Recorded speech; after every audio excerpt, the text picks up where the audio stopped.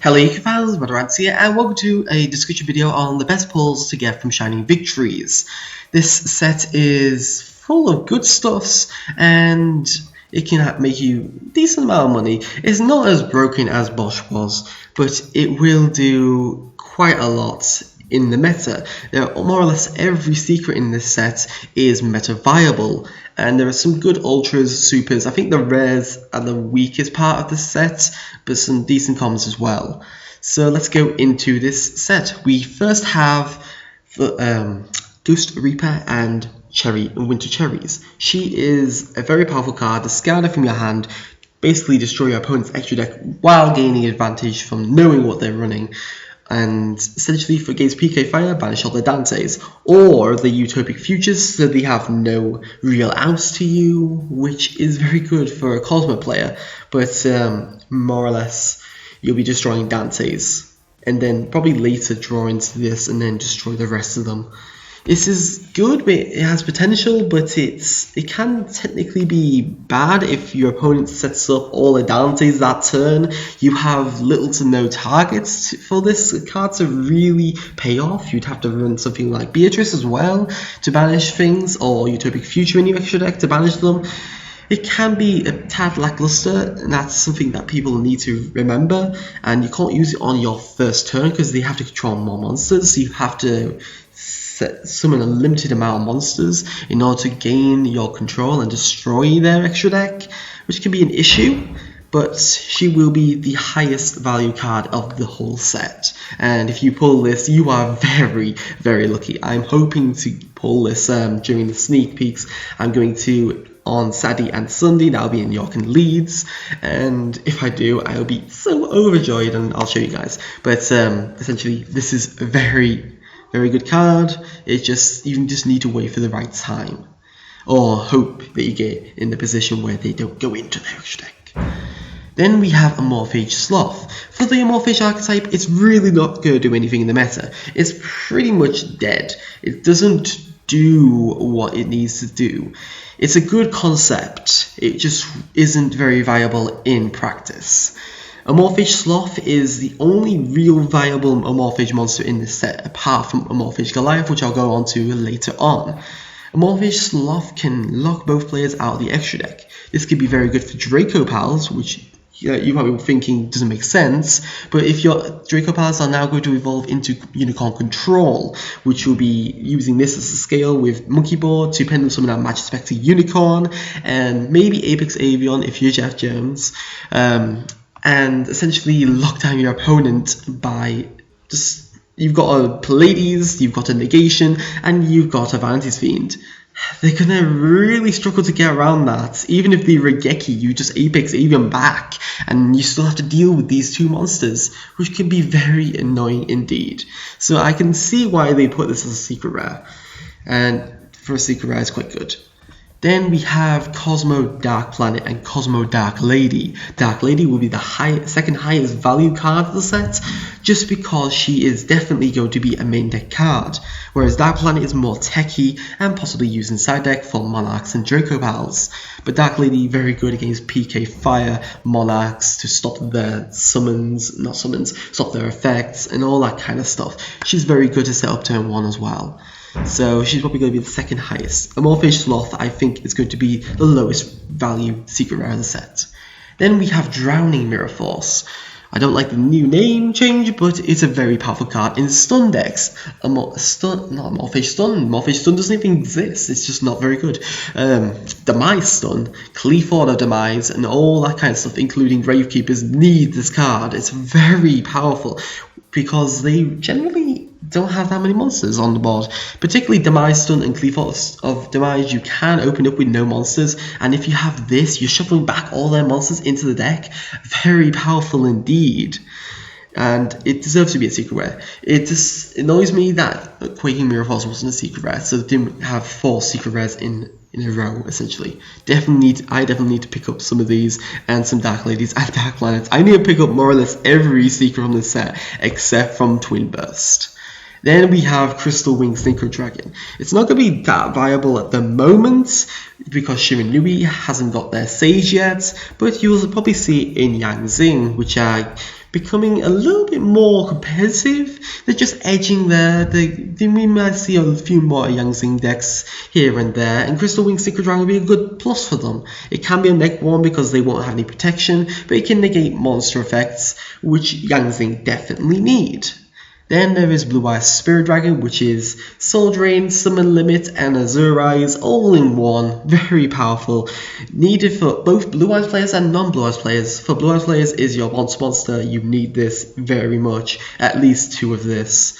But for non-Blue Eyes players, you'll need 1 copy of this for your Ghost Reaper players to destroy their Spirit Dragons. It won't kill them, but it will set them back. And then there's Twin Burst, more viable in the TCG than it has been in the OCG, just because we have Cosmo, and this is technically a Cosmo out.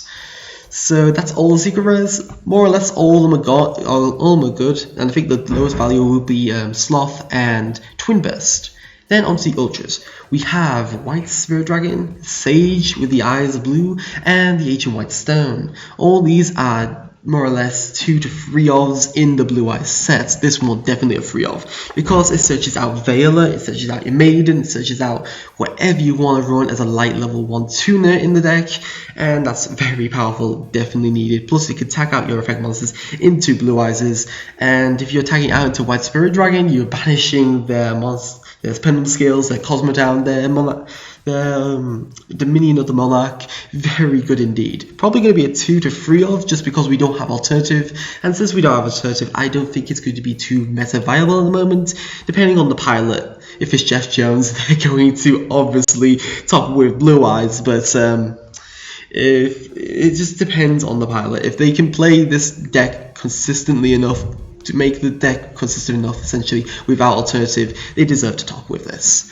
Then there is Ancient White Stone, which special summons a Blue Eyes from your deck if it's sent to the graveyard during that end phase, which is very good indeed. Helps synergize with card consonants, not to mention when it can add a Blue Eyes back from your graveyard to your hand by banishing it, and that can give you synergy with Trading. Trading going to be a 3 of in the deck as it goes along.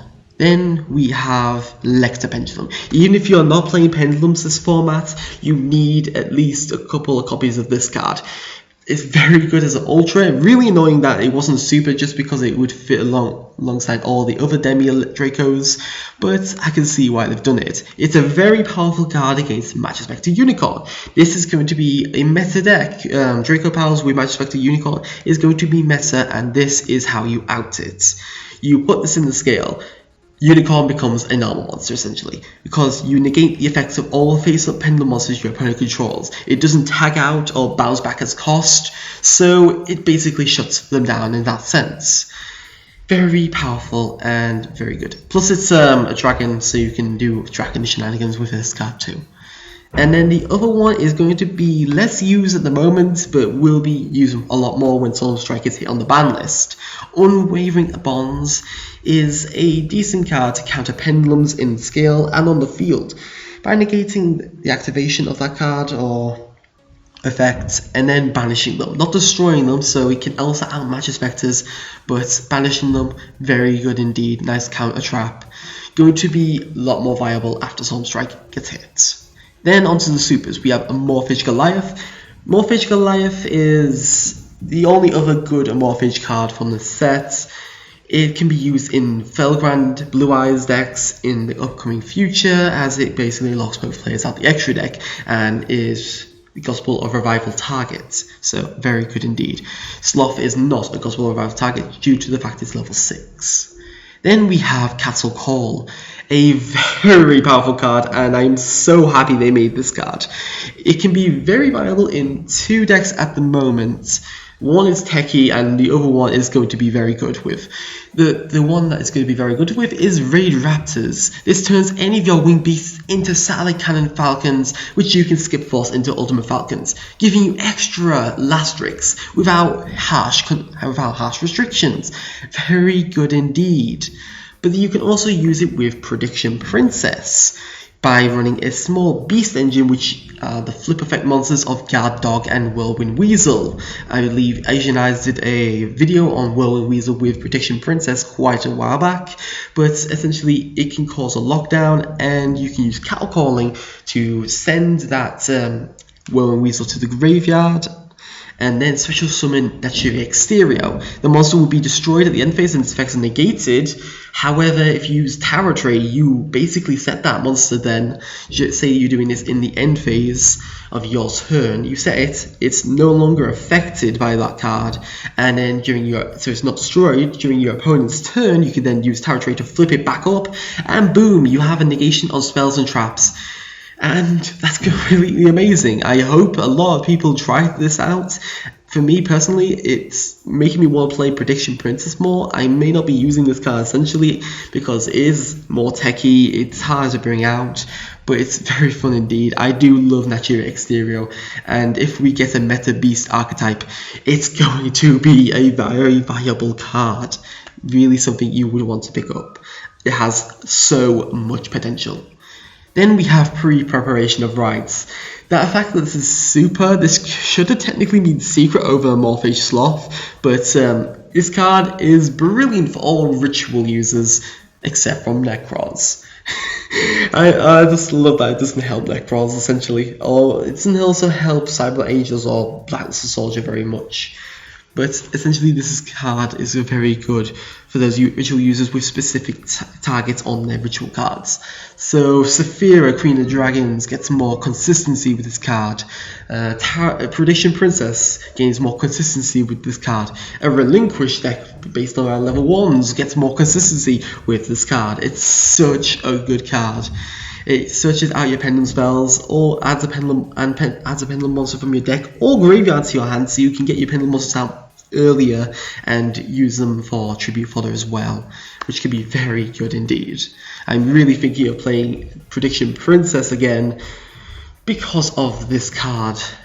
It's very good. I'll be leaving that poll up on top of this video, so check that out with the polls for me doing an OCG Let's Play, or with DevPro, or playing Prediction Princess, or doing an opening of the set. Not set opening, box opening of the set. So polls up there, do check those out. Always like to hear your feedback.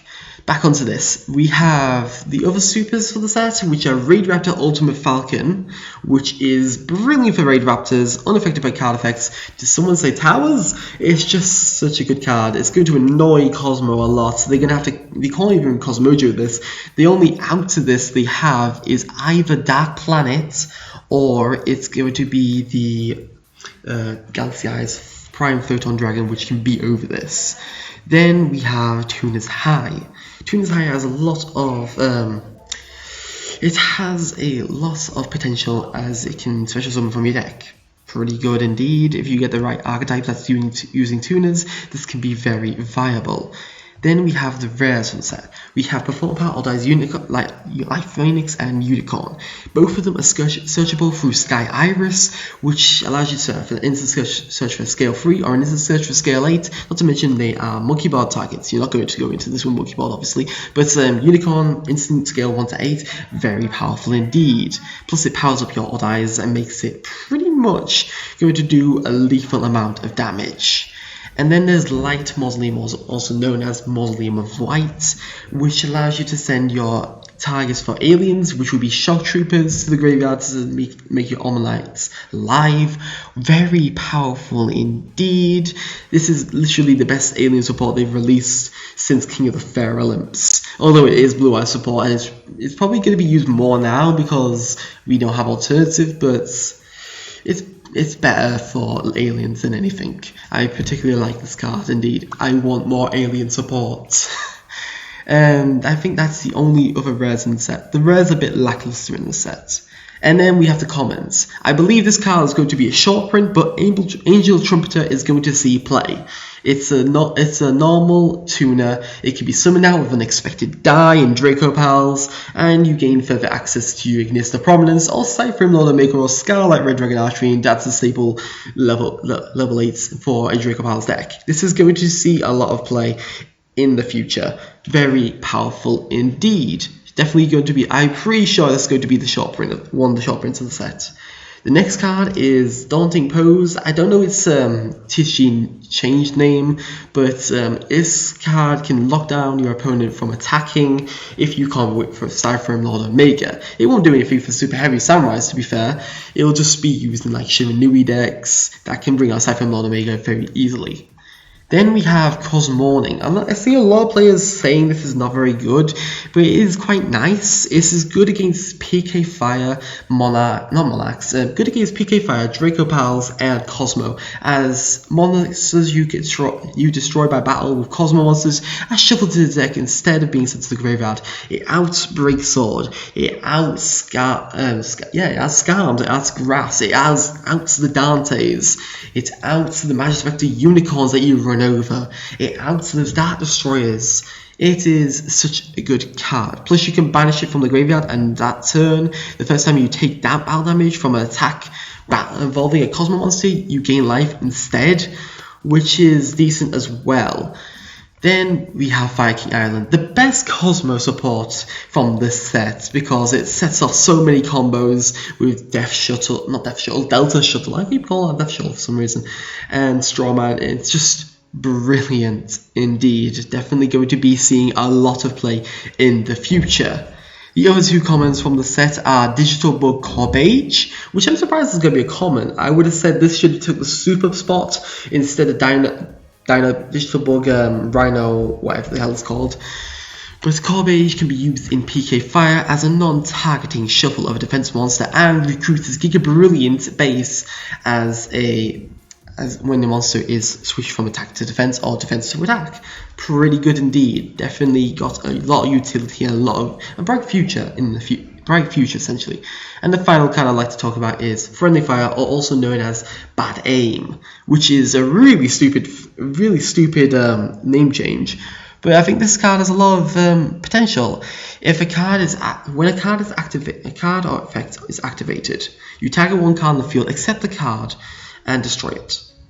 Decent. It's not so viable against like Cosmo, but it could be decent against something like Monarchs. They activate the effect of Edia. You chain this, destroy a field spell. So if they do they have to use more Pantheism, maybe something like that. There's some applications to this, and I think some people will start to text in, and you'll see play in the future. So yeah, I hope you enjoyed this video. If you use any cards that you thought I should have talked about in this video, do leave them below in the comments. I always like to know. I'd always like to see your feedback. Please like, subscribe if you enjoyed this and want to see further content. Oh yeah, this is a set I would invest in, by the way. I forgot to actually say that.